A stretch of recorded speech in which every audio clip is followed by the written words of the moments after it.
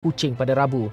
Latihan kali ini memberi penekanan antaranya terhadap latihan kemahiran komunikasi, navigasi, perperangan dan ilmu kelautan bagi tingkat kompetensi warga kapal. Bila dengan itu sekian Awani Borneo untuk hari ini. Saya Syaf Syukri. Assalamualaikum. Salam hormat. Kita jumpa lagi.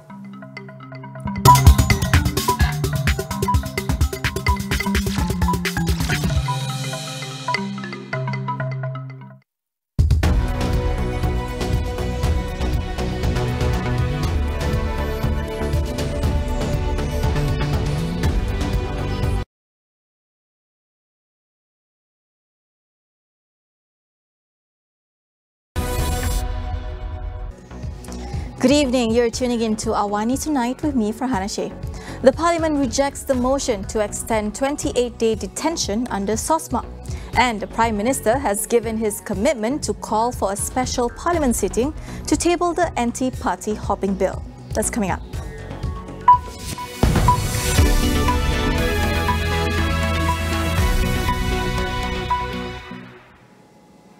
The Parliament today rejected a government motion to renew a provision under the Security Offences Special Measures Act 2012 or SOSMA.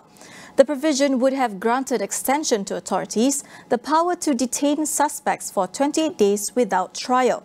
The motion was defeated via block vote with 86 voting against while 84 voted for the extension while 50 were absent.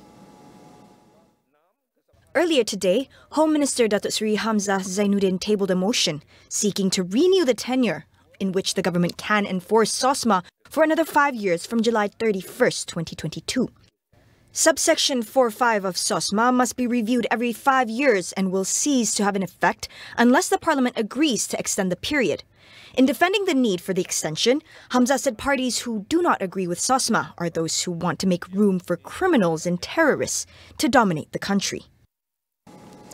Prime Minister Datuk Seri Ismail Sabri Yaakob has given his commitment to call for a special Parliament sitting to table and pass the anti-party hopping bill. This is according to DAP Secretary General Anthony Loke, who made the announcement today. Loke said the Prime Minister, in a meeting with several opposition leaders earlier today, said he would call for the special seating during the month of Ramadan, which begins in early April. He added that as long as the government keeps its promise to bring the bill to Dewan Rakyat, the opposition bloc will defend and maintain the MOU between Pakatan Harapan and the government, which is to expire in July. He also said that the opposition stand on the extension of the 28-day detention period under SOSMA 2012 does not affect the MOU. The motion failed when the opposition bloc gained more votes against the government. The anti-party hopping bill meant for this session of Parliament has been pushed to a special Ramadan sitting. What's behind the delay? Tonight on Consider This, we ask our guests about the government's commitment to the MOU's reforms. It's coming up after Awani Tonight. The government will provide an insurance protection plan for poor households that have lost their sources of income due to the death of their heads of household. Prime Minister Datuk Seri Ismail Sabri Yaakob said 13.4 million ringgit per year is allocated for this purpose. Some 268,000 poor families registered in IKASE will receive 10,000 ringgit. He said the government will also come up with measures to help strengthen the social protection agenda, especially after the COVID-19 pandemic had highlighted the weaknesses in the current system. He said the measures are aimed at achieving the government's target of zero hardcore poor by 2025. Meanwhile, the Prime Minister also plans to propose to ASEAN leaders to use the Malay language as the bloc's second language. This is to elevate the mother tongue at the international level. Kita tidak perlu merasa malu ataupun kekok untuk menggunakan bahasa Melayu di peringkat antarabangsa. Usaha memertabatkan bahasa Melayu ini selari dengan salah satu daripada bidang keutamaan kerangka dasar luar Malaysia yang telah dilancarkan oleh kerajaan pada 7 Disember 2021, iaitu diplomasi kebudayaan yang turut merangkumi elemen mengantarabangsakan bahasa Melayu di persada dunia. He said apart from Malaysia, Bahasa Melayu was also used as a medium of instruction in several neighbouring countries such as Indonesia, Brunei and Singapore, as well as in southern Thailand, southern Philippines and in parts of Cambodia. He added that currently only 4 out of the 10 ASEAN countries use English in official events at the international level, while the other 6 use their own mother tongues in their official affairs. Malaysia and Singapore have agreed to work on resuming travel completely between the two countries, considering the pandemic situation has stabilised. Health Minister Khairi Jamaluddin made the announcement following a meeting with his counterpart Ong Ye Kung earlier on Wednesday in Kuala Lumpur. In a tweet, Khairi said they agreed to immediately work on enabling full resumption of air and land travel for fully vaccinated people.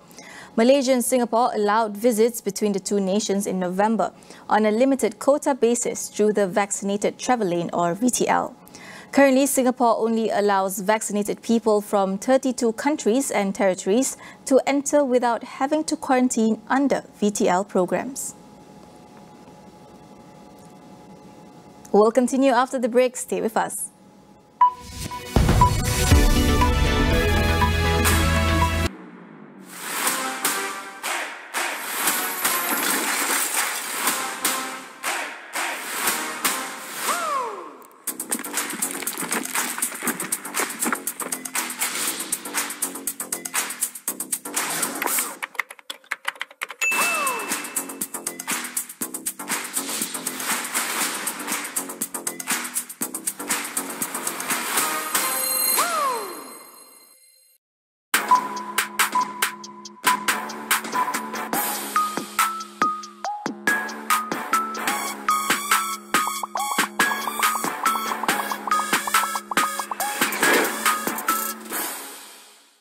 Asrama Mahat Tahfiz Jawaban. Bila sentuh soal berita,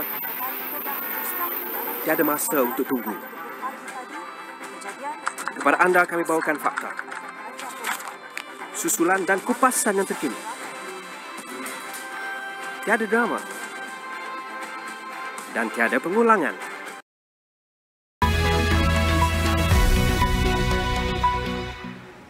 Welcome back. What does it take for the world to achieve net zero emission by 2050? We speak to Rajat Gupta, Senior Partner at McKinsey, on today's environmental outlook and changes that need to happen in order to achieve the target. We are probably on a path to 2 to 3 degrees warming by the middle of this century. The target, as you know, for humanity is 1.5 degree or thereabouts. So clearly we are short in terms of the commitments that have been made by countries. 90% of the world's GDP has committed to get to net zero, but we are nevertheless short. And we may end up being even shorter if there is a delivery discount relative to the commitments that have already been made. Maybe one more point, the carbon budget that's left for the world to get to a 1.5 degree pathway is only 600 billion tons. This can get exhausted in 10 to 15 years at the current rate that we are at. According to Rajat, there are 4 sectors comprising of a third of the world's GDP that will enable this transition. First is the fossil fuel producers themselves, the coal miners, the oil producers, many of them are larger ones in Indonesia, in Malaysia, for example, and Southeast Asia. These have to diversify away from fossil fuels. Then there are those industries that emit carbon in their production process itself, like cement and steel. Middle-income and low-income countries like Malaysia need steel and cement for building the country itself, for providing housing. So these sectors have to figure out new technologies. There are sectors that buy carbon-embedded products, like, for example, food companies or the food sector that buys agricultural produce. Again, important area for Malaysia. And these companies have to figure out how to decarbonize what they buy. Environmental issues have to be made a top priority in order to see positive change. Rajat says it begins with capital reallocation and more demands for green initiatives. The world has to spend 7.5% of its GDP in the next 30 years to get to net zero. on physical assets that have to get constructed. These are energy systems, land systems, mobility systems that have to get reconstructed. And this number actually varies. So for middle-income countries, it may still be in the range of the average for the world, but for low-income countries like Africa and India, it goes up to 11%. For the richer world, it's much less. So I think the mix of capital and where it goes is an important challenge. Demand shifts have to be taken care of and so on. Now, for all of this to happen, clearly regulations have to come into place. Private sector has to act, move capital around, and society has to demand this. One of the two black boxes of the China Eastern Airlines plane crash has been found. Chinese aviation investigators recovered the flight recorder from the wreckage that may offer vital clues as to why the aircraft crashed, but authorities warned that the box was found heavily damaged. The flight carrying 132 people nosedived in a rural mountainous part of the southern region of Guangxi on Monday. Authorities said no survivors were found. It was not immediately clear whether the black box found was the one that recorded flight data or cockpit communications with air traffic controllers. The Boeing 737-800 plunged through the air at more than 966 kilometers per hour on descent. Aviation authorities say the high impact force of crash could complicate the investigation. New Zealand will do away with vaccine passes and vaccine mandates for some of the workforce in early April. From next Monday, vaccine mandates will be dropped for workers in education, police and the Defence Force. Vaccine passes will no longer be needed to get into shops and venues and other public places. Prime Minister Jacinda Ardern said only those working with vulnerable people such as aged care, health sectors and border workers would require vaccination from April 4th. She added that rules will relax further after the peak of Omicron expected in early April. Mask use will, however, remain to keep vulnerable communities safe. The latest announcement marks a major step away from the country's strict pandemic measures. Almost all of New Zealand's 500,000 cases of COVID-19 have been in the Omicron wave. The Taliban ordered secondary schools for girls in Afghanistan to shut just hours after they reopened for the first time in nearly 7 months, sparking confusion and heartbreak for many students. The policy reversal means female students above the 6th grade will not be able to attend school. The Taliban said the schools will remain closed until a plan was drawn up in accordance with Islamic law for them to reopen. The last time the Taliban ruled Afghanistan from 1996 to 2001, they banned female education and most employment. The international community has made the education of girls a key demand for any future recognition of the Taliban administration, which took over the country in August last year as foreign forces withdrew. Afghanistan's Education Ministry announced last week that schools for all students, including girls, would open around the country on Wednesday after months of restrictions. That is all we have for you on AWANI tonight. Get the latest news update on COVID-19 and COVID-19 vaccines from astroawani.com and the Astro AWANI app. I'm Farhana Sheikh. We'll see you again.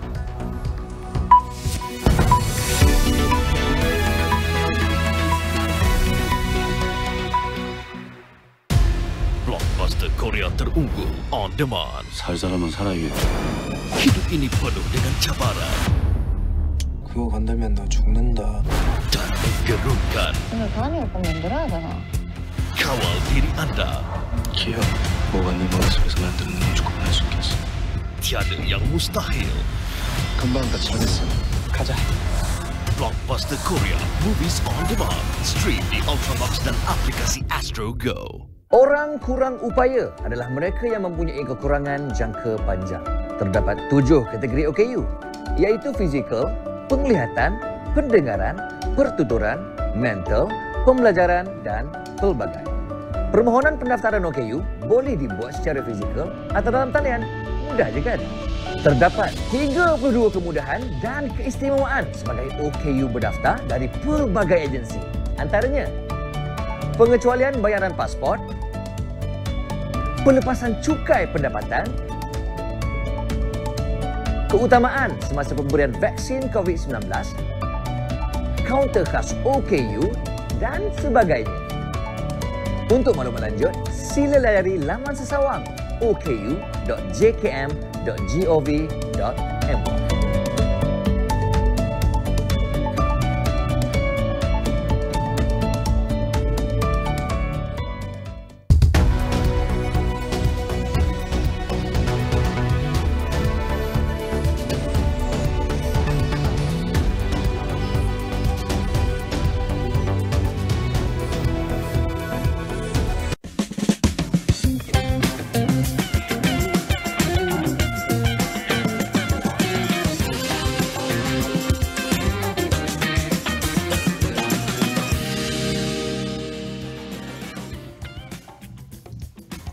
Hello and good evening. I'm Melissa Idris.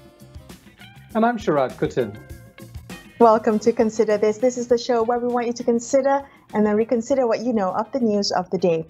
At the end of last week, the government announced it was postponing the tabling of the anti-party hopping bill and the bill to limit the tenure of the Prime Minister in this Parliament session. The bill, which was one of the main conditions set by Pakatan Harapan in the MOU it signed with Ismail Sabri's government last year, was due to be tabled in the ongoing sitting, which ends tomorrow. It has now been confirmed that the bill will be tabled and debated at a special sitting next month during Ramadan. However, no date has been specified as yet.